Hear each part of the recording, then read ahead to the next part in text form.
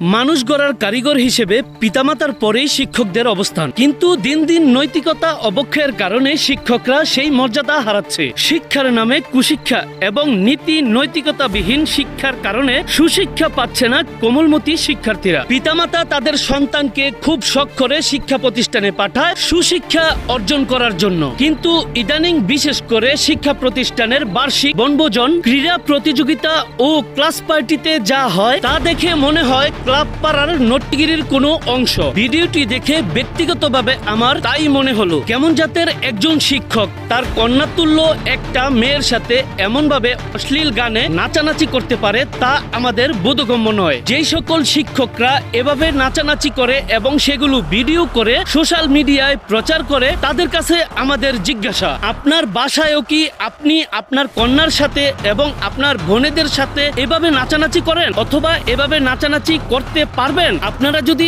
আপনাদের কন্যা এবং আপনাদের বোনেদের সাথে এভাবে নাচানাচি না করতে পারেন, তাহলে আপনাদের কাছে বিশেষভাবে অনুরোধ, এই তামাশা বন্ধ করুন। শিক্ষার নামে কুশিক্ষা দিয়ে নতুন প্রজন্মকে এভাবে ধ্বংসের দিকে ঠেলে দিবেন না। এটা বাংলাদেশের সংস্কৃতি না এবং এটা বাঙালি মুসলমানের সংস্কৃতিও না। বহির শত্রুরা যারা আমাদের ইতিহাস, ঐতিহ্য, সংস্কৃতি ধ্বংস করতে চায়, তারা যুগের পর যুগ ধরে এমনটি চেয়ে আসছিল এবং বর্তমানে অনেকাংশে তারা সফল। দয়া করে নিজেকে মডার্ন ওয়েস্টার্ন প্রমাণ করতে গিয়ে নিজেদের নতুন প্রজন্মকে ধ্বংসের দিকে ঠেলে দিবেন না, কারণ আপনাদেরকে আমরা মানুষ গড়ার কারিগর হিসেবেই জানি।